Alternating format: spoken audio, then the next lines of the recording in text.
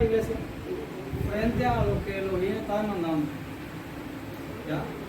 Porque hoy lo que vemos como iglesia es todo un sistema que se mueve en función de una sola cosa: mantener y edificar un culto. O sea, todo lo que se hace es en función del culto. Todo lo importante en todo lo que está haciendo la iglesia es cultivar y mantener el culto, ¿verdad?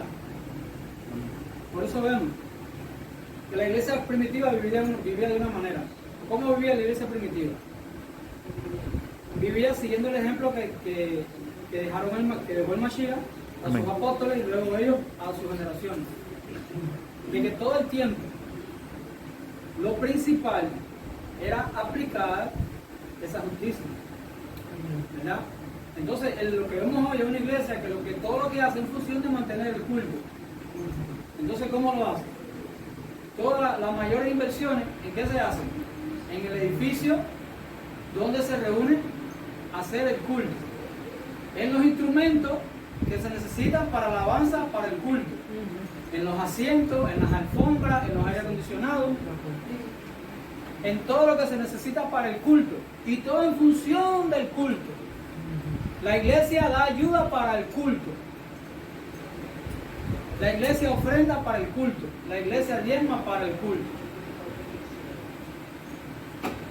¿Y los pobres dónde quedan? Amén.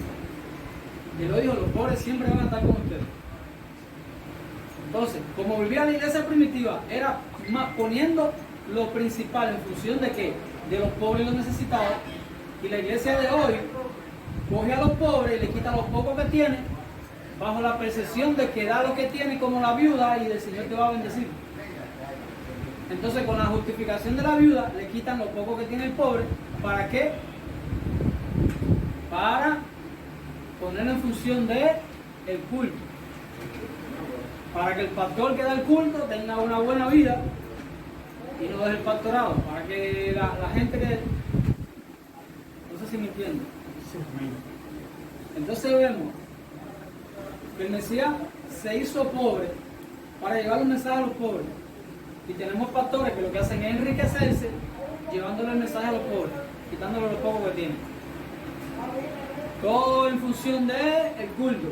Tenemos un hermano aquí que tuvo una conversación con un hombre prominente de una iglesia aquí en Guantánamo, un hombre de nombre, y él hablaba sobre la justicia del reino, sobre la necesidad de invertir lo más importante en la necesidad de los pobres, los necesitados, y la respuesta de ese hombre fue que eso no era muy importante, eso no era tan importante. Entonces, hoy vamos a responder una pregunta, es lo que hablaba con Micha hoy. Piense esto: la iglesia contemporánea de hoy hace misericordia. Poco por lo cual. Lo hace. La iglesia de hoy practica la justicia. En alguna medida. Lo hacen. La iglesia de hoy practica los juicios del Eterno. En alguna medida lo hacen. Entonces, ¿de dónde, hermano David, usted está sacando que nosotros tenemos una revelación que el Señor nos ha dado, que ellos lo necesitan? ¿En qué punto ellos lo necesitan? Es una buena pregunta. Entonces, ¿cómo, si ellos de alguna manera lo practican, como usted me está diciendo, varón, que de que esta generación necesita recibir eso? Y es lo que yo le decía a Aimé. Piense esto. Trata de visualizar un fariseo. En la descripción que da la escritura de un fariseo. De Amén. Cómo vivían y cómo pensaban. Amén, amén. Cuando usted veía un fariseo, ¿qué era lo que usted veía? Un mundano, No. un hombre de vicio, un hombre de mundo, un pervertido. ¿Eso es lo que usted veía en un fariseo? No.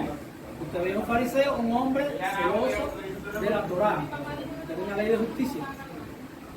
Pero vino el rey justo y le dijo: ustedes están llenos de rapacidad y de iniquidad. Entonces, si usted ve a un fariseo en los tiempos del Mashiach y veía el celo que tenía por la Torá, usted decía: no, este hombre no necesita nada. Sin embargo, vino el rey y le dijo, ustedes no se someten a mí. Amén. Y Amén. su celo por la Torá no es conforme a ciencia. Amén. ¿Por qué? ¿Cuál fue la razón que le dio? Porque se olvidaron de lo más importante de la Torá. ¿Qué era lo más importante de la Torá? La misericordia. La misericordia, la justicia y la fe. Y la fe. Ahora yo le hago una pregunta. ¿Un fariseo no hacía obras? Sí, se da acá. Pero ¿por qué el Mesías le dijo, ustedes no son justos? Si ellos hacían obras. Porque el móvil que lo llevaba a hacer las obras no era hacer la justicia de la Torá, sino era ser reconocido. Ya. El culto. ¿Por qué no era una obra en secreto? Porque ellos no entendían lo más importante de la Torá. Amén. Entonces, transporte esa misma escena a nuestra generación. Amén. ¿Ya? Entonces yo les pregunto, ¿necesitan o no entender la justicia del reino? Amén. ¿Necesitan o no la revelación? Sí. ¿Ya? Porque de alguna manera tienen el Espíritu Santo, de alguna manera tienen la Biblia, el testimonio de Mashiach, y teniendo una noción de ello, por ello aplican. Pero el problema fundamental aquí es que no se le ha revelado lo más importante de la Besorá. Amén. Eso es lo que vamos a poner en juicio hoy. ¿Ya? Porque si usted habla con un pastor, entonces no, pues eso yo no lo sé. No, eso es que el Evangelio del Reino. Los chicos, si yo llevo años predicando eso. Pero según Jeremías, dice, no se alabe en esto, sino en conocer, en entenderme y conocerme. Entonces pueden haber personas que entienden a Dios pero no lo conocen. Pueden haber personas que conocen a Dios pero no lo entienden. Entonces la revelación es una perspectiva perfecta sobre las cosas del Espíritu. Entonces el problema de esta generación, que a pesar de que predica el Evangelio y que tiene la justicia en sus libros y de alguna manera, por alguna noción de ella, aplican algo, no teniendo la revelación de la justicia del reino, no pueden ver qué es lo más importante. Entonces, ese es el propósito por el cual Dios nos está levantando en este tiempo. Es poder llevar esa revelación para mostrarle a los líderes de este tiempo lo mismo que trató Mashiach de mostrarle. ¿Qué fue lo que él trató de mostrarle? Ustedes son celosos del Evangelio, pero su celo no es conforme a ciencia. Ustedes predican el Evangelio, pero no se les ha revelado como deberían. Ustedes aplican justicia, pero no tienen hambre y sed. Porque al no revelarse su corazón, ¿cómo tú puedes tener hambre y sed de algo que tú nunca has probado y tú ni siquiera sabes a qué sabes? ¿Por qué le digo esto? Porque podría venir la idea de que, pero si yo lo he visto como van ahí a los pobres y le llevan, y ahí salen en las redes, ahí está, ¿y cómo tú sabes que lo hacen? Porque todo es para las redes. Entonces, una persona que tiene la revelación del reino, ¿vive de esa manera? Vamos a ayunar. Empezamos tal día. ¿Dónde lo dicen? En las redes. Vamos por el ayuno tal, por el día tal del ayuno. Aquí estamos llevándole la ayuda a los necesitados. Ahí está, ¿dónde están? En las redes. Aquí estamos en la vigilia de oración. ¿Dónde está eso? En las redes. ¿Dónde quedó el amor por obedecer al Mashiach? ¿Dónde quedó? Entonces, ¿usted cree que eso es lo que están haciendo por compromiso con él? ¿O sencillamente por mantener un cliché que en muchas ocasiones, vamos a decir, en algunas ocasiones es un gancho para poder sacarte el dinero que tú tienes en tu casa? Porque supuestamente tú lo vas a enviar para que nosotros podamos seguir haciendo esto. Vamos a decir en el menor de los casos. ¿Ya? Entonces, tengo que demostrar que estoy haciendo algo para poderlo sacar tu dinero de tu bolsillo, que tú lo pongas en función de esto, y entonces luego me va a dar para esto y para lo otro. No sé si me explico. Entonces, ¿qué hay justicia hay en eso? ¿Qué justicia hay en eso? Digamos? Entonces, ¿nosotros qué tenemos que hacer en este tiempo? ¿Cuál es la tarea? ¿Qué es lo que el Señor a dónde nos quiere llevar? Es que podamos demostrarle a esta generación que se ha olvidado de lo más importante de la Besorá, que es la misericordia, la justicia y la fe. ¿Cómo tú le vas a decir que no tienen fe, varón? Pero ¿cómo tú me vas a decir a mí que la iglesia no tiene fe? Yo te lo demuestro en una fórmula sencilla. ¿Se lo demuestro en una fórmula sencilla? Ok. La pregunta que yo hago, ¿la iglesia contemporánea de hoy tiene la revelación del reino? Esa es la pregunta del millón. ¿Tiene la revelación? No la tiene. De eso se trata este siglo de enseñanza. Ahora vamos allá. Vimos que el reino es la justicia de Dios revelada, el amor de Dios revelado por medio de su justicia. ¿Verdad? Porque la justicia es la única forma que tenemos de definir lo que es el reino de Dios. Amén. ¿Ok? Vamos a la palabra del propio Pablo. En la Besorá, en el Evangelio, la justicia de Dios se revela, ¿por qué? Por fe. Pero aquí Pablo no me está hablando de la fe para los milagros.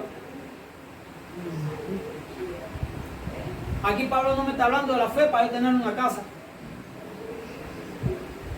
ni para ser sanado. Aquí Pablo no me está hablando de la fe para ninguna otra cosa, sino que estamos hablando de la fe, que es la única herramienta que te puede revelar la justicia del reino.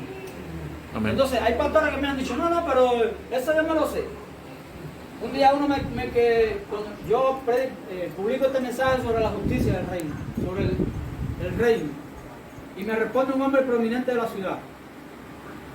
Me dice, descubriste el agua tibia, varón, descubriste el agua tibia.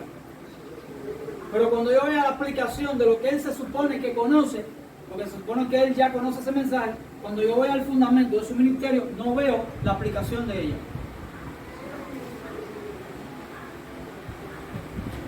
Vamos a la iglesia primitiva. Vamos a los apóstoles, vaya.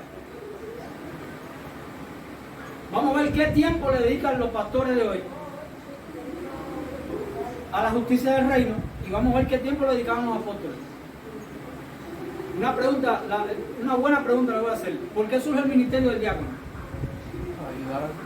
El ministerio del diácono vino en la Constitución. No. ¿Él constituyó diácono? No. ¿Por qué viene el ministerio del diácono?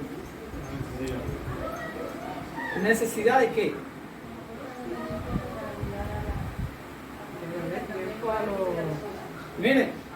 Mire el tiempo que le tomaba a los apóstoles. La asistencia a la viuda, a los huérfanos, a los necesitados. La administración de los recursos que los imponía a su disposición. Porque ellos no eran dueños de lo que recibían, ellos eran administradores. ¿Verdad? Eran mayordomos de lo que los imponía a sus pies. Aleluya. ¿Ya? Mira el tiempo que le tomaba a los apóstoles la asistencia a los huérfanos, la vida a los necesitados, de las cosas que ponían a sus pies. De tal manera que no tenían tiempo ni para la palabra ni para la oración. Y vino la famosa frase: no es justo. En otras palabras, no es justo que yo, aplicando la justicia, luego no tenga tiempo para otra cosa. ¿Qué tiempo le tomaba a ellos? Casi todo. ¿Qué tiempo le tomaba a ellos? Todo el tiempo. Ahora la pregunta es, ¿qué tiempo le toma a los pastores de hoy en día? Cuando ni siquiera tienen en su congregación una lista de viudas, no tienen una lista de huérfanos, de enfermos, de pobres, de necesitados, de presos. Eso no existe. Estoy hablando de una lista que es como vivía la iglesia primitiva. Todo lo tenía en una lista. ¿Para qué lo tenía en una lista? Vino el etíope de no sé dónde y puso una ofrenda de tanto denario a los pies de los apóstoles. Los apóstoles hacían así arriba, cada cual con qué necesidad tiene fulano, qué necesidad tiene mengano, qué necesidad tiene sutanejo, parencejo. Y automáticamente, ¿qué hacían con eso? Lo administraban conforme a la necesidad de cada uno. Una pregunta, la pregunta del millón, ¿eso es lo que se está viviendo hoy en la iglesia? No, no. ¿Por qué no se vive eso? Aquí viene la sal del cuento. ¿Por qué no se está viviendo eso, hermano? Porque se olvidaron de lo más importante de la Besorá. Es lo más importante de la Besorá. Lo más importante del Evangelio. No es hacer un culto y reunir personas. Amén.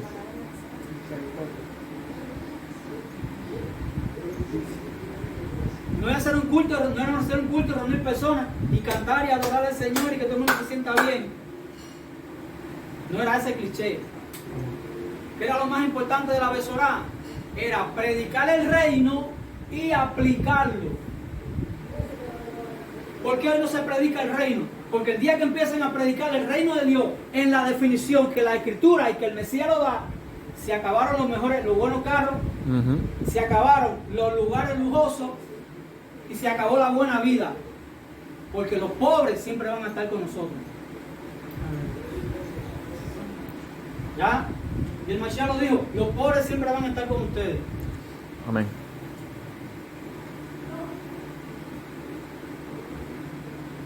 Entonces la pregunta que yo hago, ¿tienen el mensaje o no lo tienen? Tienen una noción del mensaje. Y un espíritu de orgullo, que cuando tú le dices eso, automáticamente te tienen que decir, no, pero eso yo lo sé. Sí, a ver, ¿dónde tú lo aplicas? ¿Cómo tú lo aplicas?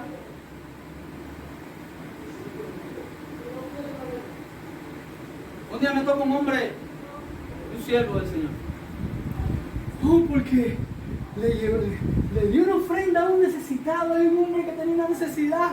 Y yo sentí que... ¿Por qué? No lo explican nunca. El día que lo hacen, sienten que cogieron a Dios por la falda.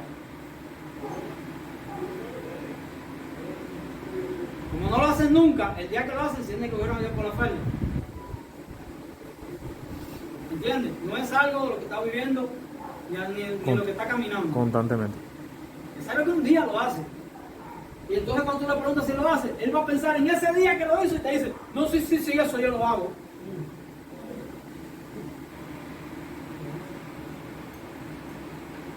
Entonces la dirección hacia donde va nuestro mensaje es poder demostrarle a esta generación que se ha olvidado de lo más importante de la Besorá, que es la misericordia, la justicia y la fe. Entonces, si en el Evangelio, en la Besorá, la justicia de Dios se revela por fe y no vemos que tiene esa revelación, ¿cuál es la causa? De que su fe no es la correcta. Porque la fe no es solamente para recibir un milagro. La fe no es solamente para tú tener una casa, un mejor esposo, un buen esposo, para tú tener un negocio próspero. La fe no es para eso. La fe es por el oír y el oír por la palabra. La fe es el fruto de la actitud que tiene tu corazón frente a lo que tú tienes que obedecer.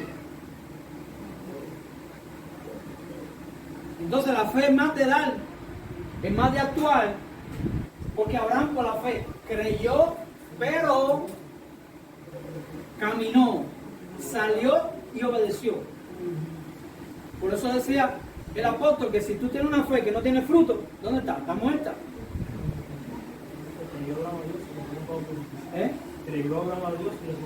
Su fe le fue contada por justicia. Pero su fe no encierra solamente la obra que él creyó. Su fe encierra la idea de que porque él creyó, obedeció. Amén. Por eso el concepto judío sobre fe es fe obediente. Obediente. Emuná. El concepto de emuná que tienen los judíos es fe obediente. Porque Abraham, como creyó, obedeció. Y su fe le fue contada por justicia. Aleluya. Por eso la fe sin obra es muerta. Entonces, ¿cuál es el propósito de este mensaje? Es poderle demostrar a nuestra generación que se ha olvidado de lo más importante de la Besorá, del Evangelio, que es la misericordia, la justicia y la fe. Amén. Es lo más importante. Es demostrarles que ellos tienen celo de Dios. Es verdad que tienen celo de Dios, porque es lo mismo que yo les digo. Cuando tú ves un fariseo en el tiempo del Mashiach, tú no ves un hombre perverso. Tú ves un hombre devoto. Pero vino su rey y le dijo, no, pero tú a mí no me estás sirviendo. Y tu celo no es conforme a ciencia. Entonces, el fin no es tener celo por la cosa de Dios. Es tener celo por la justicia de Dios. Amén. Por eso dice, bienaventurados los que tienen hambre y sed de justicia. Dice que el Mashiach es el buen pastor que lo llevaría a los verdes pastos. Entonces nosotros en su concepto somos ovejas. A ver, ¿usted ha visto una oveja comiendo, cómo decir, a flecho, comiendo pienso? ¿Usted ha visto una oveja comiendo pienso? Comiendo carroña. Imagina usted alimentar una oveja con pienso y con carroña. ¿Cómo sería el desarrollo de esa oveja? ¿Cómo respondería su sistema digestivo a esas cosas que tú le das? Pienso es posible que lo asimile, pero carroña no. Porque el alimento de la oveja son las hierbitas, los verdes pastos. Él no es el pastor que nos guiará a los verdes pastos. Amén. Los verdes pastos son sus palabras. Entonces, ¿qué es el verde pasto? Es nuestro alimento. Si usted no decodifica esto, no va a poder ir al sermón del monte, donde dijo, bienaventurados los que tienen hambre y sed de justicia. Porque ellos serán saciados, nunca va a entender lo que quiere decir. En otras palabras, lo único que está diciendo Mashiach es, bienaventurados los que tienen hambre por el alimento que yo les doy. Y ese alimento se llama ¿cómo? Justicia. ¿Ya? Entonces, esta es la contrapartida de esta actitud. No, yo conozco eso. No, pero eso yo me lo sé. No, tú lo has oído, a lo mejor. No, tiene la noción porque tiene la Biblia. Lo has oído, pero no se lo sabe. Pero tú amas la justicia. Entonces, si el alimento que nosotros tenemos del cual nutrirnos y crecer por él y alimentarnos es el pasto, y ese pasto es la justicia del reino, y nosotros no tenemos hambre y sed de justicia, ¿qué es lo que estamos comiendo? ¿Pienso o carroña? ¿Nos estamos llenando de algo o nos estamos llenando de viento, como dijeron los profetas? O ayunando sin sentido. Porque no tenemos hambre y sed por el alimento correcto. Entonces el alimento correcto es el que te da un desarrollo correcto, un crecimiento correcto. ¿Ya? Entonces, piensa aquí. Una persona se puede tener de alimento.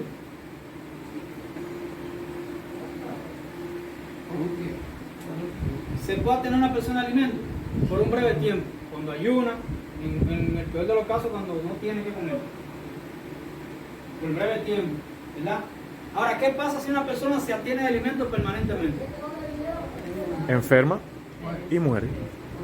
¿Ya? Entonces, una iglesia que no tiene hambre y sed de justicia, se está alimentando de otra cosa. Se está llenando de otra cosa. ¿Qué vida puede tener eso? Si dice que Yahshua quitó la muerte y trajo la vida y la inmortalidad por el Evangelio. El Aleluya. Evangelio es la revelación de la justicia de Dios. Entonces, si una persona se atiene a ese alimento, ¿qué pasa? Se muere. Entonces, una iglesia que no está buscando esto tiene nombre de que vive, pero sencillamente está Muerta. La pregunta es: ¿por qué dice la palabra tiene nombre de que vive? No. Esa es la iglesia de que está sonando, esa era. No, esa iglesia de que todo el mundo va, o esa iglesia sí que son santos, o esos sí que son los bárbaros. Esa iglesia sí que.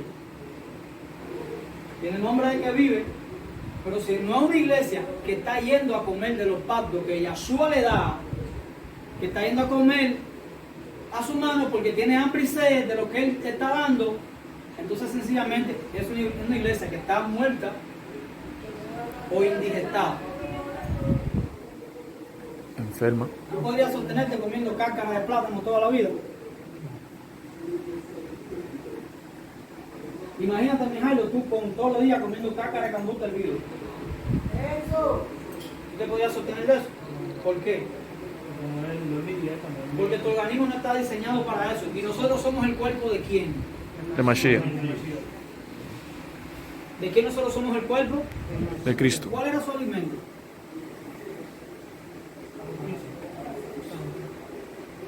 El que beba el agua que yo no doy, no tendrá sed. Se jamás. hace. ¿Qué agua era esa? ¿El agua del pozo sacó? ¿Ya? O es el agua que Él te da para que tú bebas. El agua de vida que salta para vida eterna. Agua Dice, que y esta es brota la para vida vida eterna que te conozcamos a ti, Padre, y a tu Hijo, al cual Y a tu enviamos. Mashiach que has enviado. Amén. Y la falta de revelación sobre lo que la iglesia del Evangelio del Reino puede provocar en algunos casos que la persona tome en prioridad lo que no es prioridad, sino que es lo último en la De iglesia. eso se trata. Todos sencillamente lo olvidan. Por eso es que la palabra dice aquí, este pueblo de labios me honra, mas su corazón está lejos de mí, pues hermano Amén. me honran y enseñando como doctrina mandamiento de hombre. Amén. ¿Qué estamos viendo ahí? Gente que tiene nombre de que vive y está muerto. ¿Qué estamos viendo ahí? Gente que tiene celo por la verdad y viene Dios y le dice, no, pero ustedes no conocen la verdad. El móvil que los mueve no es este. ¿Pero qué le pasó a esa generación de los fariseos? Se olvidaron de lo más importante de la Torá. ¿Qué le pasa a esta generación? Que tiene el mismo espíritu farisaico. Es que se olvidaron de lo más importante de la Besorá, del Evangelio del Reino, de las buenas nuevas. ¿Verdad? ¿Cuál es la fórmula para ser un hombre ungido? Que nos enseñaron. No, si tú quieres que Dios te use, si tú quieres ser un hombre de Dios, un hombre ungido, tienes que orar como un caballo, tienes que ayunar como un caballo. ¿Verdad? Tienes que ayunar y orar como un caballo para que Dios te use. Pero cuando llegó el Salmo de David, se dijo del Mesías, has amado la justicia y aborrecido la maldad, por lo cual te ungió Elohim. Mashiach fue ungido porque era el Hijo de Dios. El Espíritu Santo vino sobre él porque él era el Hijo de Dios. O sencillamente porque él se alineó con su destino. Con la voluntad del Padre. Si él vino a revelar la justicia del reino, él no podía ser un hombre injusto. Amén. Por eso fue probado en todo. Por eso fue examinado. Fue examinado por los fariseos, fue examinado por los sacerdotes, fue examinado por Roma, fue examinado por todo el mundo. Y no hubo culpa en él. No hubo fallo. Amén. Por eso Moshe no podría ir como el hijo de Faraón a defender un pueblo pobre y esclavo. Él tuvo que hacerse como ellos. Amén. Él tuvo que hacerse como ellos. Él tuvo que renunciar a la riqueza de Egipto para participar de las aflicciones de su pueblo. ¿Por qué? ¿Usted cree que no hubiera sido más cómodo para Moshe estar desde el palacio ahí liderando al pueblo? Porque para tú sacar un sistema de la esclavitud, tú tienes que ser partícipe de sus aflicciones. Amén. Para tú sacar un pueblo de la esclavitud, tú tienes que ser partícipe de sus aflicciones. Por eso dice, bienaventurados los que padecen persecución por causa de la justicia. No es por causa de los negocios ilegales. No es por causa de una construcción ilegal que hiciste para la congregación. ¿Ya? Bienaventurados los que padecen persecución por causa de la justicia. Entonces tú no puedes liberar a un pueblo si tú no eres partícipe de sus aflicciones. Por eso él, teniendo la riqueza de su reino, se hizo pobre. Pobre. Se humilló. Porque él no podía libertar a un pueblo si no participaba de sus aflicciones. Por eso él dijo, bienaventurados los pobres, bienaventurados los que tienen hambre y sed de justicia, bienaventurados los que padecen persecución por causa de la justicia, porque de ellos es el reino. Y el Señor también lo vino testificando a través de los profetas con Isaías, cuando habla del cielo de Yahweh. En Isaías, cuando Isaías profetiza sobre Mashiach. ¿verdad?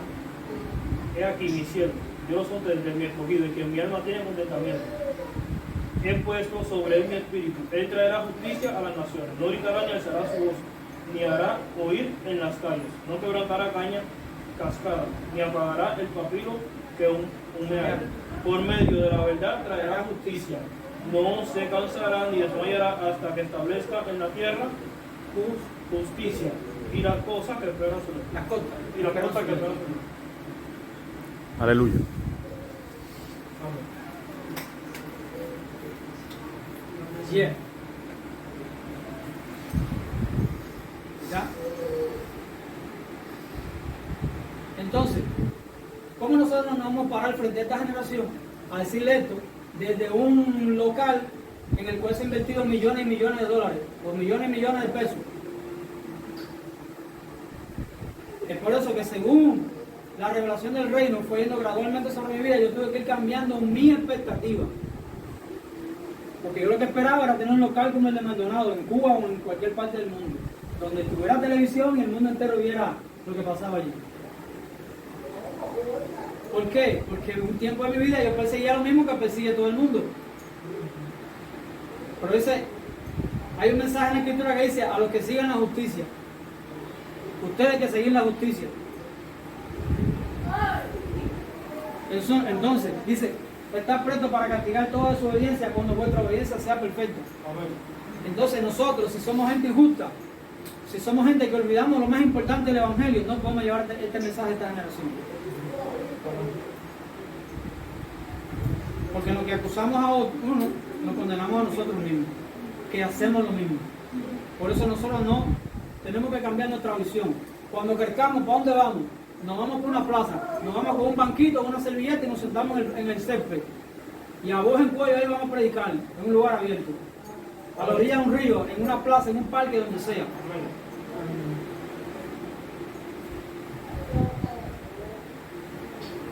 ¿Qué es lo que vamos a quitar ahí? Todos los tropiezos que ha puesto esta generación delante de sí mismo. ¿Ya? Ese va a ser el precio para poder enseñarle a esta generación qué es lo más importante de la voz oral. Y usted lo va a ver, qué va a pasar. El día que crezcamos en número, nos vamos a reunir en una plaza, sentados en un banquito, que la gente va a llevar su banquito ahí para escuchar la palabra, o su servilleta para sentarse en el césped. Y va a estar todo el mundo sentado en la hierba y los ministros predicando. Pero no vamos a invertir nada en lo que va a aparecer. Amén. Y no quisiera verme en el aprieto de que venga alguien, tengo una ofrenda para esta causa, para que compres un local grande y metas ahí a la gente. Porque ese día le voy a decir, yo lo siento, pero si usted quiere darle esa ayuda, mira, aquí tenemos la lista, ahí hay fulano, mengano, sutajeño, perdencejo, hay estas situaciones, gente que tiene esta situación en la vida. Entonces, si usted quiere darle una ayuda, que sea para ellos. Dársela a los pobres. Y seguimos reuniéndonos ¿dónde? Donde se reunía el Mashiach. En la calle, en la plaza. En las casas. Porque cuando se sigan levantando ministros entre nosotros, gente entendida, ya las reuniones no solamente van a ser en una casa. Se va a reunir la iglesia del norte, se va a reunir la iglesia del sur, se va a reunir la iglesia de San Justo, la iglesia del oeste, se va a reunir la iglesia del Caribe. ¿Ya? Entonces, este es el precio para poder llevar este mensaje. Porque tiene que haber en nosotros un espíritu genuino. Dígame cuántos templos edificaron los apóstoles. ¿Por qué, señores? ¿Usted cree que querían reunirse bajo una mata? La prioridad de la otra. Porque lo más importante del mensaje que ellos predicaban, que ellos no podían predicar un mensaje y después vivir otro.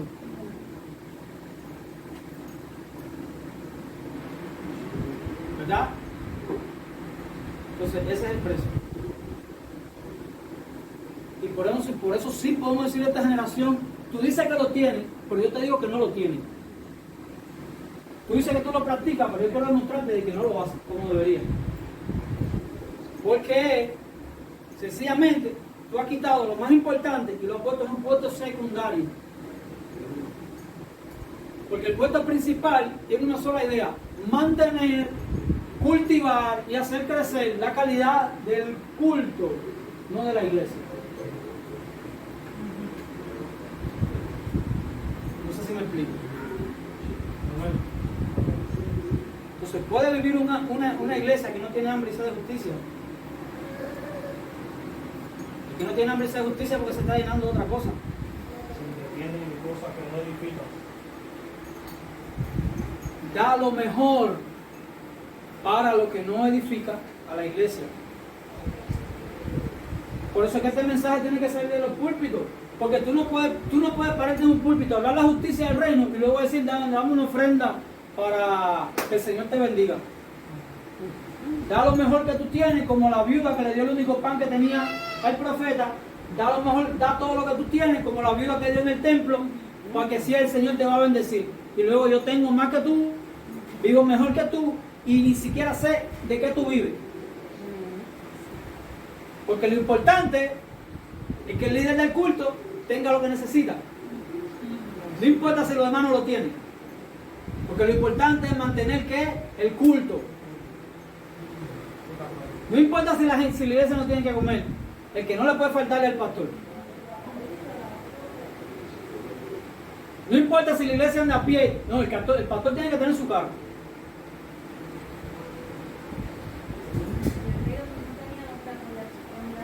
¿Qué tenía Mashiach?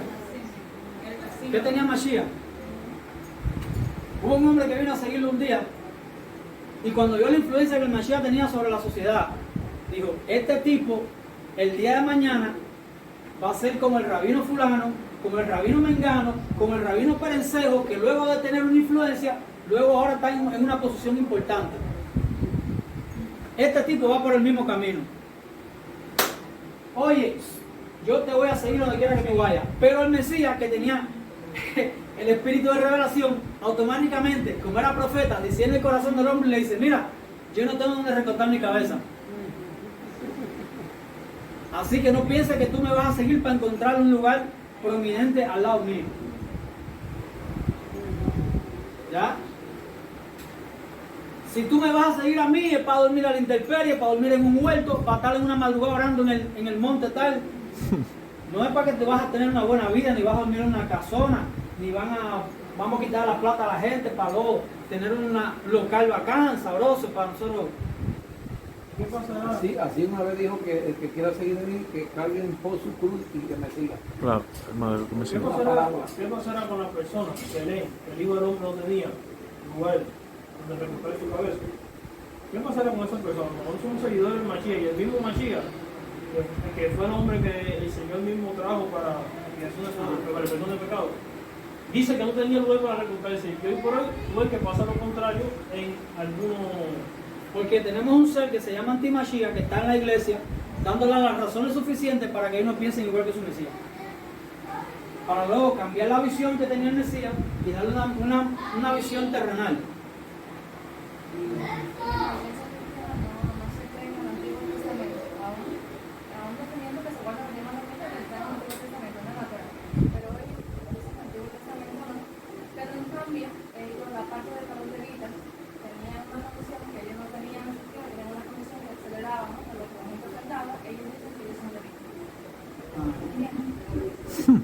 Ya el orden de Levítico no tiene sentido. Pero fíjense, si no entienden el reino, que ellos tienen levitas, tienen un templo y tienen levitas sirviendo en el templo. Levitas. levita, cuando aquel que ha entendido el reino de Dios sabe que el orden de Leví fue removido del sacerdocio, porque vino el orden de Melquisedec, y ya no son levitas los que sirven, sino ministros de reyes y sacerdotes que ministran en el orden de Melquisedec. De Melquisedec. Malajín y Conim. Explica rápido a los hermanos por qué le agradaba tanto a Yahweh y era tan importante. Le agradaba, en vez del tabernáculo que estaba en Silo, el tabernáculo de David, que viene mucho. Es un tema para otra Rapidito. Bueno, pero vamos a dar una pequeña frase. pincelado. Fíjense que en los días del tabernáculo de Moshe, que era el tabernáculo que los ordenó para la adoración, viene Davidcito y levanta un tabernáculo aparte. A ver, ¿qué pasa? ¿Qué decía la Torá de adorar fuera del tabernáculo? No era lícito. ¿Qué decía la Torá de adorar fuera del tabernáculo? Era lícito. Sin embargo, vemos que el rey David se hizo un tabernáculo aparte, que no tenía nada que ver con el tabernáculo de Moshe, donde ofrecía otro tipo de sacrificio. Sin embargo, a Yahweh le agradó el tabernáculo de David. ¿Qué era lo que estaba pasando ahí? Es porque en David Yahweh estaba revelando el culto que habría de venir. Estaba revelando lo que el Mesías iba a establecer. Y en qué él tenía agrado. Porque era la figura de la revelación de la sombra que había en el Hamishkan, en el tabernáculo de Moshe. Y no tenía el lugar santo de por medio, que te impedía llegar al lugar santísimo. Entonces, correcto. Amén. Era su lugar secreto, que dejaba ser secreto una vez que le levantaban la cortina. Y había que acceso. Para tener acceso a ese lugar había que ser sacerdote y ser escogido para ministrar en el lugar santísimo. Mira cuánto impedimento. Nadie podía entrar ahí libremente, inclusive ni los propios levitas ni los propios sacerdotes podían entrar ahí. Mira cuánto impedimento. Por eso le digo que el pacto de Sinaí era una medida difícil para la adoración, para cuando se revelara el reino, ellos encontraran un mejor pacto, ellos encontraran mejores promesas, ellos encontraran un mejor sistema de adoración. Entonces, ¿por qué Yahweh se agradó de ese tabernáculo? Porque ese tabernáculo estaba automáticamente conectado a la promesa que le hizo Abraham, donde ellos serían reyes y sacerdotes que le enseñarían a las naciones a invocar el nombre de Yahweh. Y adorar Y el correctamente. tabernáculo de David estaba automáticamente conectado con esa promesa. Por eso les dije que la restauración del tabernáculo de David se revela en la predicación de Pedro en la casa de Cornelio. A los cuando gentiles. por primera vez los gentiles reciben el Espíritu Santo. Por eso fue dicho por el profeta: por aquellos días vendré, restauraré el tabernáculo de David que está caído, para que el resto de los hombres busque al Señor. Aleluya. ¿Quién era el resto de los hombres? En el mundo estaba Israel y el resto de los hombres. Y las naciones. El resto de los hombres eran los Goín, las naciones, los que estaban fuera del pacto de Dios y de las promesas. ¿Verdad? Por eso Yahweh se agradó del tabernáculo de David. Por eso David tuvo autoridad para hacer algo que la Torá no le permitía. Es porque el real sacerdocio está por encima del pacto de la Torá. Amén. Amén. ¿Qué te está demostrando eso? Que hay una conexión con la cosa que él prometió a Abraham, que siempre fue el propósito, siempre fue la visión, y que estaba por encima inclusive del pacto de Sinaí. Porque David hizo cosas que no le era permitido hacer ni a los sacerdotes. Comió los panes en la proposición y le dio a los que andaban con él. Eso era algo sagradísimo mismo. Eso no era cosa con la que se jugaba. Eso solamente lo podían comer los sacerdotes. Sin embargo, vemos a David que dice: tengo hambre, tráeme eso para yo comer y darle a la gente. ¿Qué te está diciendo eso? Que el orden de Melquisedec siempre estuvo por encima del orden Del- orden de Aarón. De Leví. Hey. Porque el orden de Aarón era temporal, el orden de Melquisedec estaba conectado con la promesa. Y todo el tiempo estuvo por encima de la Torah, no para abrogarla. Era una figura De la sombra. de la simiente en quien se hizo la promesa, y esa simiente tiene un nombre, se llama Yahshua HaMashiach, Jesús el Cristo, en Amén. que se cumpliría la restauración de las naciones. Aleluya. Por eso Yahweh le agradó ese tabernáculo. Nos apartamos de 180 grados.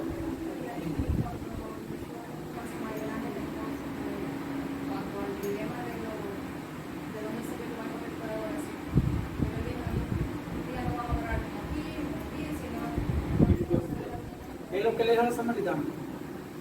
La hora viene y ahora es en que los verdaderos adoradores adorarán al Padre en espíritu y en verdad. Ya no era en un templo, ya no era en un tabernáculo, y solamente los verdaderos eran los que iban a entender esa adoración. Los verdaderos eran los que iban a entender esa adoración.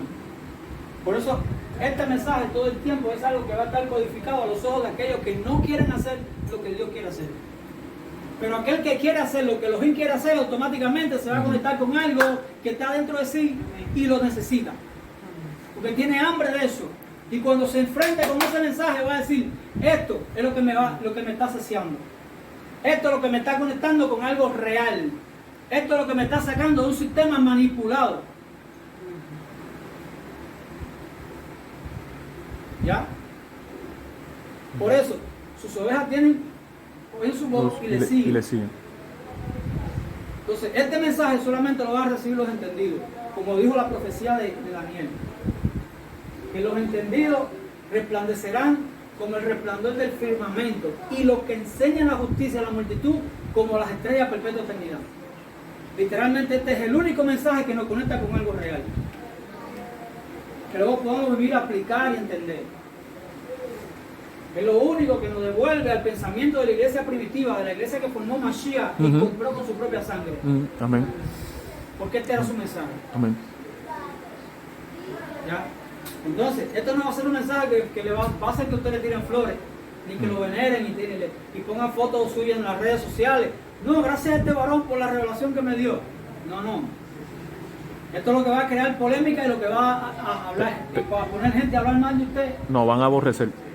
Y lo van a aborrecer. Por Pero causa. dice, bienaventurado cuando tengan persecución por causa de la justicia.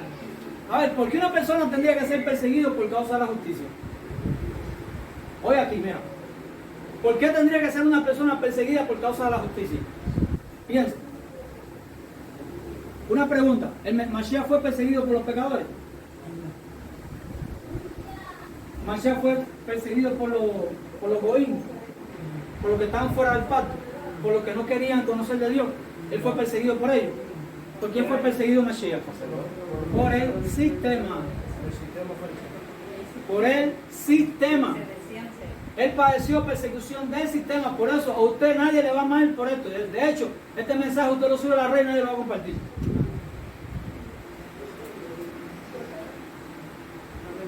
Busque. Tenemos 3 videos subidos sobre este tema.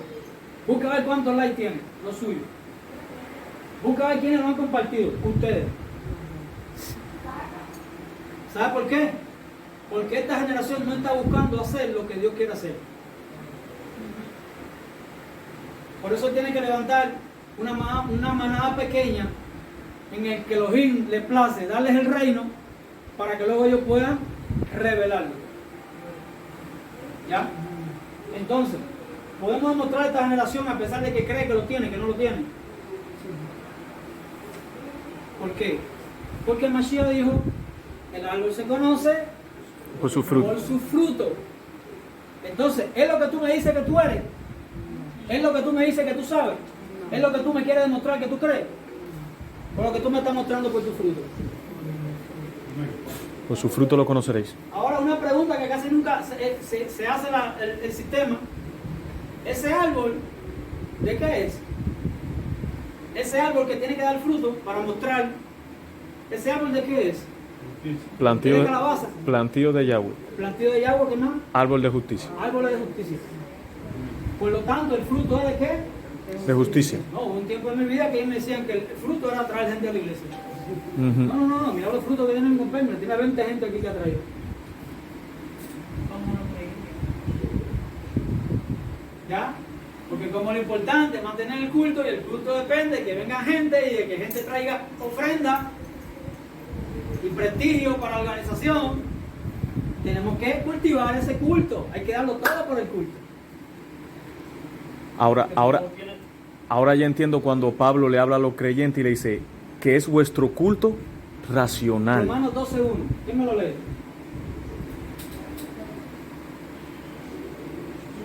Ese era el verdadero culto, el culto racional, Romanos 12:1. la justicia. Así que, hermanos, os ruego por la misericordia de Dios. Pausa. ¿Por qué? Por la misericordia. de Dios, Sí. que presentéis vuestros cuerpos en sacrificio vivo, santo, agradable a Yahweh, que es nuestro culto racional. Amén. Santo, oiga aquí, santo, definimos de nuevo la palabra santo, la palabra kadosh, cortado y apartado. ¿Dónde estábamos? ¿Y a quién servíamos? En iniquidad y justicia. A la injusticia y a la iniquidad. Fuimos cortados y aquí fuimos trasladados al reino de su Hijo amado y aquí vinimos a ser siervos de qué? De la justicia. La justicia del reino. Entonces, en el culto no hay santidad porque la gente se viste. Ay. Porque la definición más directa de lo que es la santidad es una definición que no la da ningún diccionario. La da la revelación del reino. Santo es aquel que está apartado de injusticia. Aquel que justificado por la fe se ha apartado de injusticia. No existe otro concepto que te pueda construir el espíritu de la profecía para esa palabra.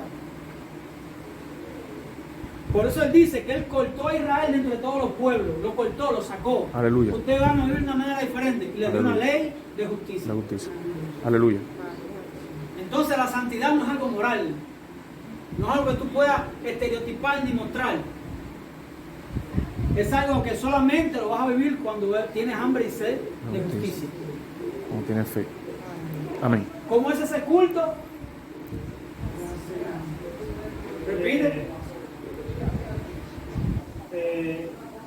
Santo, agradable a Dios, Santo. que es vuestro culto. Vamos allá. Santo. ¿Por qué? Porque es un culto de gente apartada de injusticia. Agradable a Dios. ¿Por qué agrada a Dios? Sabemos que la culto- ¿Se agrada a Dios los muchos sacrificios o en que se le obedezca? Y que se lo obedece. ¿Obedecer a qué? A su besorá, a su evangelio. Entonces el único culto que agrada a Dios es el que obedece el evangelio. De hecho, cuando Mashiach envió a los apóstoles, les dio instrucciones específicas. Vayan, prediquen el reino, hagan discípulos en todas las naciones y mándenla a guardar las cosas que yo les mandé. Que demande. Amén. Amén. ¿Ya? ¿Sí? Santo, agradable a Dios, Santo, agradable a Dios, que es vuestro culto racional. que es vuestro culto racional. En otras palabras, te voy a traducir la mente de Pablo. Esta es la adoración verdadera. Sí. Amén. Ese es el resumen. Y en el 2 sigue. ¿Qué dice? No os conforméis a este siglo, sino transformaos por medio de la renovación de vuestro entendimiento, para que comprobéis cuál sea la voluntad de Yahweh, agradable y perfecta. Ay, espérate. Para que comprueben qué. ¿Cuál sea la voluntad? ¿Cuál es la de Yahweh, voluntad? agradable y perfecta? Para que comprueben cuál es su buena voluntad. Pero si tú haces esta pregunta en una iglesia pentecostal, te van a decir, la voluntad de Dios es que guardar su palabra, obedecer su palabra. Eso es verdad, pero no es definición. Definición es lo que él mismo dijo que es su voluntad. Que él mismo dijo que es su voluntad, misericordia, juicio y justicia en la tierra, porque estas cosas quiero. Oh hombre, él te ha declarado lo que es bueno. ¿Qué pide de Yahweh de ti? Solamente el hacer justicia, el amar misericordia, el humillarte delante de tu Dios. Y entonces, Por eso dice que no te conformes con este siglo, no transfórmate. por la renovación del entendimiento. ¿Cómo un fariseo renovaba su entendimiento? Díganme. Porque hubieron fariseos que creyeron en el Mashiach. Sí. ¿Cómo ese fariseo renovaba su entendimiento? Y si no le permitiera que se le revelara el reino, primero la justicia. Sí, porque una vez que creía, automáticamente entendía el reino. Y esa percepción de la justicia divina le decodificaba luego todo lo que la Torah decía. Porque eso es la ley y los profetas. Le renovaba su entendimiento de lo que ellos venían enseñando y repitiendo y celando por siglos. Y entonces entendía cómo había una figura que luego se revela en el Mashiach. Y cómo había mandamientos que solamente tú puedes tener su significado entendiendo el reino de Dios. De la revelación. ¿Ya? Otra versión dice que es la verdadera forma de adorar. ¿Qué versión es esa? La nueva traducción. Nueva traducción viviente dice que esta es la... En la parte del texto racional, Sí. La frase culto racional la dice como esta es la verdadera forma de adorar. verdadera forma de adorar. Ajá. Toma allá. Entonces, ¿usted cree que esta generación se va a sostener frente a este mensaje? ¿Tú sabes por qué no se va a sostener? Porque no estamos hablando de ninguna otra cosa que la cosa que él mandó. Porque no vamos a los libros de Martín Lutero, ni a los del libro de no sé quién, ni a los libros de no sé quién más, a fundamentar algo que solamente revela el Mesías por su Espíritu Santo. Amén. Amén. Estamos yendo ¿a dónde? Al manual. Amén. Como en ese mensaje está la revelación de la ley de los profetas, esto va a traer cambios en la vida de las personas y decisiones difíciles, porque tú vas a hacer con la persona lo que te gustaría que hicieran contigo. Entonces ahí se acaba mentira, engaño, prostitución, adulterio, recasamiento, ahí se acaba todo. Y lleva cambios y lleva consecuencias que solamente por la fe. A ver, un predicador de la prosperidad, cuando se le revela la justicia del reino, automáticamente, ¿qué va a hacer? Va a renovar su entendimiento. Y va a decir, no es por aquí. No es por aquí. Y si existe mucho, vende todo lo que tiene. Porque si no, no te vende. No es por aquí. Hay que zafarse. Porque el evangelio no es yo predicar para que tú me des a mí. El evangelio es predicar para que tú le des al pobre, al necesitado, y a mí si yo necesitaré algo. Pero no es algo legalista. Como yo soy el pastor, yo soy el ministro, todos tienen que ser para acá. Y como yo soy el siervo, como yo soy el que corta el bacalao, yo soy el que decido qué se hago con esto, y yo y mi familia, y mi carro y mi gasolina. El líder. Se habla mucho cuando Yeshua le daba autoridad a los discípulos y hasta se han hecho ese tipo de manifestaciones en las iglesias. Pero entonces siguen pidiendo a expensas del trabajo de los demás. En vez de ellos trabajar para los demás. Trabajar Pero es que no, a ver, cuando usted no se le revela el reino, usted va a ver lavar los pies a los discípulos como algo místico. No, porque esto tiene un efecto espiritual. Exacto. Le va el misticismo, esto tiene un efecto espiritual que destruye al enemigo y que... No, eso tiene un solo precepto. Él está diciendo que lo grande tiene que servir a los pequeños. Entonces, ¿de qué te sirve? Tú le lavas los pies a Juniel y después tú no le sirves a él. Entonces, ¿era algo legalista? ¿Era una figura literal? ¿O era sencillamente un mensaje de que el mayor le sirva al menor? Porque así va a ser con el que le sirve lo que le gusta que el que le sirve haga con él. A mí me gusta que tú me sirves, yo te voy a servir a ti. o entre iguales, porque hay veces que inclusive es más fácil, por ejemplo, un hijo servirle a papá, lavar los pies a papá, pero no siempre esposa y esposo, cuando Pedro le dijo, no señor, yo jamás permitiría que tú me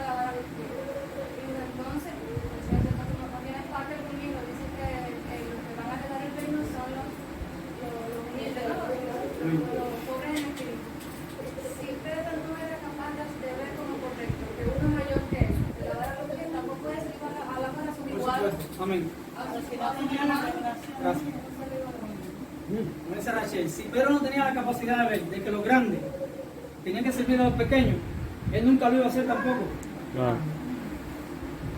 Pedro nunca lo hubiera servido a los pobres, a los necesitados. Ven que todo lo que el Mesías hizo con ellos fue rompiendo estructura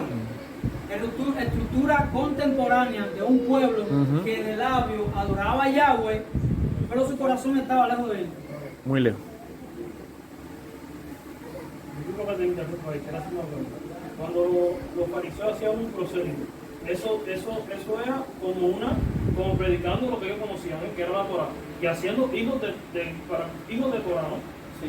Pasa ahora, si no se tiene el verdadero mensaje, tú puedes arrastrar a multitudes, puedes hacer que la persona se arrepienta, pero luego, cuando tú le vayas a dar el alimento a esa persona que está creciendo, no lo conectas con nada, y ellos entienden que seguir a Dios es Participar, ser parte de un culto. ser parte de eso. lo que está Ujú. Ser parte de un culto, Lo que tú le quieras. encajar en un Sistema. sistema que requiere, que necesita de que todo el mundo camine por donde ellos entran para que la reputación de la institución no se vea dañada. ¿Usted cree que el Mesías vivía así? Él no tenía que estar solo en un pozo hablando con una mujer y mucho menos samaritana. ¿Usted cree que eso le importó?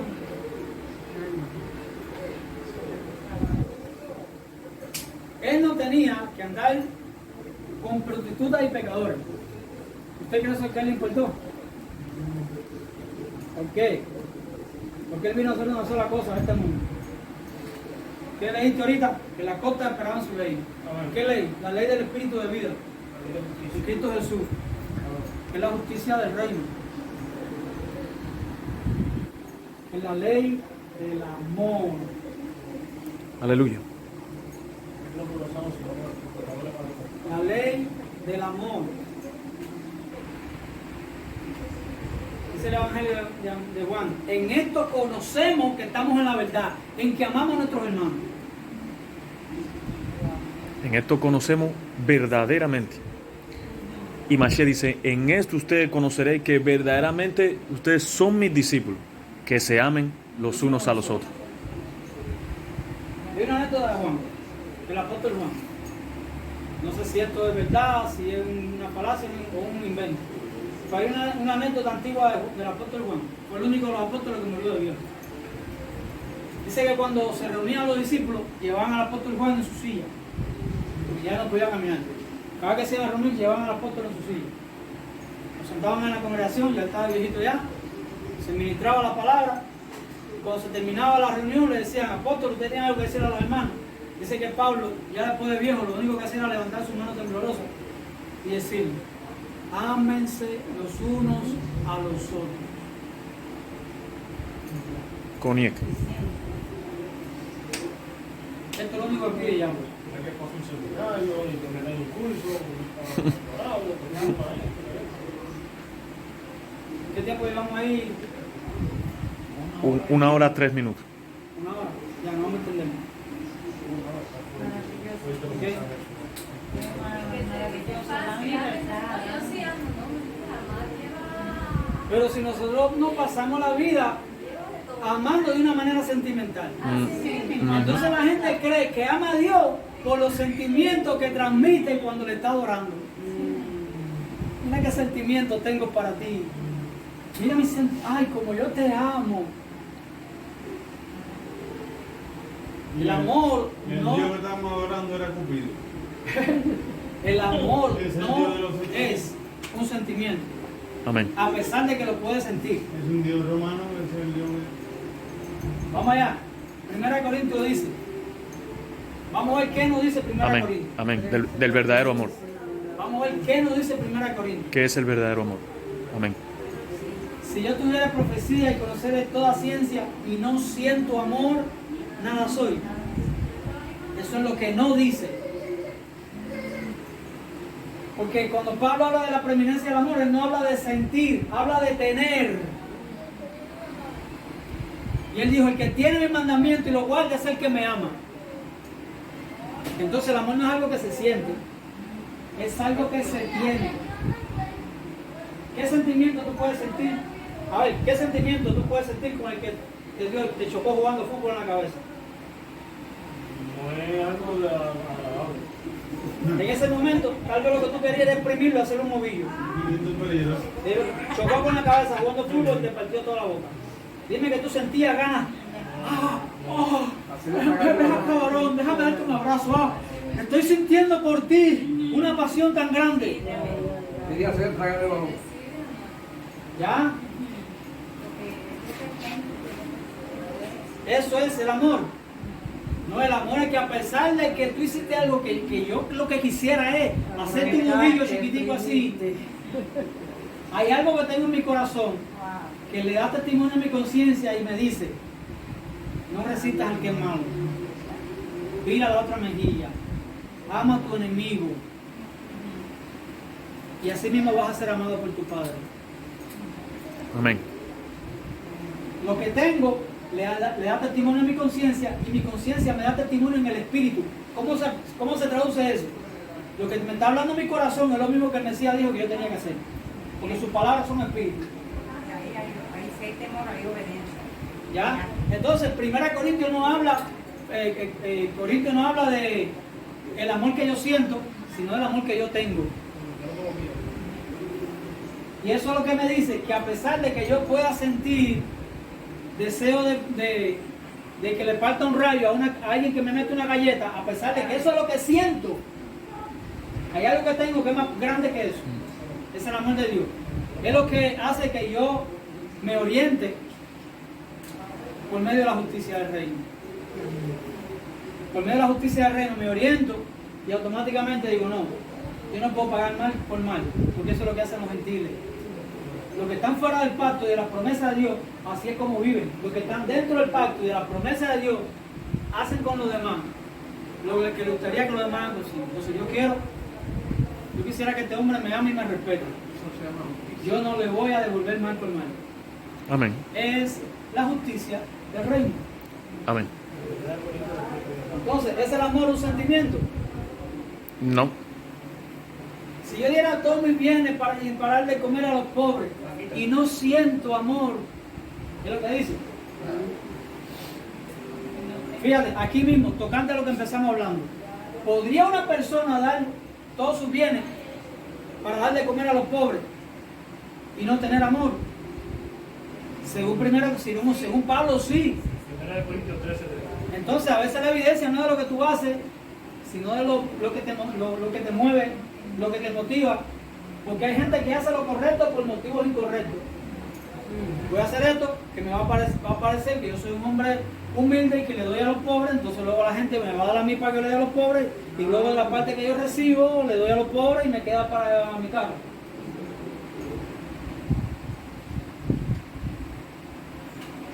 ¿Ya?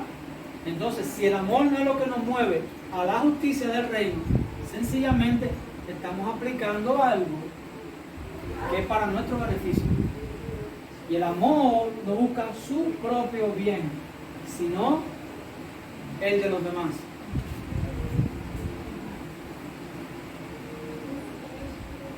¿Ya? ¿Qué nos queda? ¿Qué nos quedó por ahí? ¿Estamos bien hasta aquí? ¿Alguna duda? ¿Algo que quieran aportar? Juniel, dale, tú siempre tiras una buena ráfaga y bueno. Yo creo que el amor el amor de Dios no se basa en los sentimientos, pero sí, cuando tú lo practicas, va produciendo algo dentro de ti que va modificando todo lo que tú sientes. Correcto. Va produciendo un regocijo que llega un momento que tú ves a esa persona y ya tú no la ves con la ira que tú veías antes, sino que tú vas conociendo la condición de esa persona y siente compasión, te pone en su lugar y entiende lo que siente. Amén. Fíjate cómo empecé a hablar. El amor no es algo que se siente a pesar de que lo puedas sentir. Ahí. ¿Ya? Porque luego que tu corazón va siendo tratado y va siendo mudado, tú puedes encontrar buenos sentimientos por la persona, a pesar de que tengan mal. Sí. ¿Ya? pero no es el amor en sí mismo, un sentimiento. Y ahora Un sentimiento puede ser el resultado del ejercicio de amar. y ahora permanece la fe, la esperanza y el amor, estos tres. Pero el mayor de ellos es el amor, ¿Por qué es el mayor de ellos? porque en él cubre todo. Porque el amor cubre toda la falta y cubre multitud de pecados. Y es lo único que va a pasar de este rey, de este siglo, al venidero. Ujú. La profecía se va a acabar. Entonces, ¿usted cree que el fin de Elohim es que tú seas profeta? No. Oiga, la profecía se va a acabar. ¿Será el fin que tú seas profeta? ¿Será lo más grande que él espera de ti que tú seas un profeta? ¿Por qué no? Porque los dones sencillamente es el resultado de lo que él te da. Pero la justicia es el resultado de lo que él cosecha de ti. ¿Ya? Los dones tú los tienes porque lo das. Pero la justicia tú la tienes porque tú le has creído. Tú obras en justicia porque le has creído. Y hay un fruto dentro de ti por lo que él ha hecho por ti. Por eso él se complace más en la obediencia que en los muchos sacrificios. Amén. Eso David agradaba a Dios, porque era un varón que quería hacer lo que Era porque cantaba bien. quería hacer lo que ya no. Era porque era un buen compositor. O porque quería hacer lo que Elohim quería hacer. Quería hacer lo que La pregunta que le hago a esta generación, ¿eso es lo que quieres tú? Si es lo que quieres tú, tienes la tarea de descubrir qué significa y llevarlo a la práctica. Eso es el Evangelio. Eso es lo que se consumó en la cruz cuando él dijo, consumado es. Consumados. Si Hecho el está. mensaje fuera la cruz, fuera lo que él hubiera predicado al principio. Arrepiéntanse porque yo voy a morir en la cruz por sus pecados. Era ese su mensaje. Él decía, arrepentidos y crean en el Evangelio. Y él decía, porque el reino de los cielos es semejante a, porque el reino de los cielos es como, porque el reino de los cielos es. Entonces, era el mensaje de la cruz. El mensaje no era la cruz. Mashiach no vino a predicar la cruz. Él vino a predicar la justicia del reino. ¿Por qué luego la cruz se convierte en un mensaje para los apóstoles? Porque la cruz era la evidencia del mensaje que él venía predicando. Por eso la cruz no queda afuera. Porque la cruz es la evidencia. Mira lo que él nos predicó, cómo lo cumplió en la cruz. Dios hizo con nosotros. Él hizo en la cruz con nosotros lo que quiere que nosotros hagamos con él. Y de tal manera amó Dios al mundo que envió a su Hijo unigénito para que todo aquel que en él cree no se pierda, mantenga vida eterna.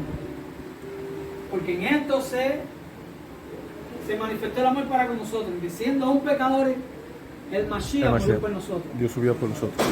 Amén. Entonces, él no empezó su ministerio hablando de la cruz.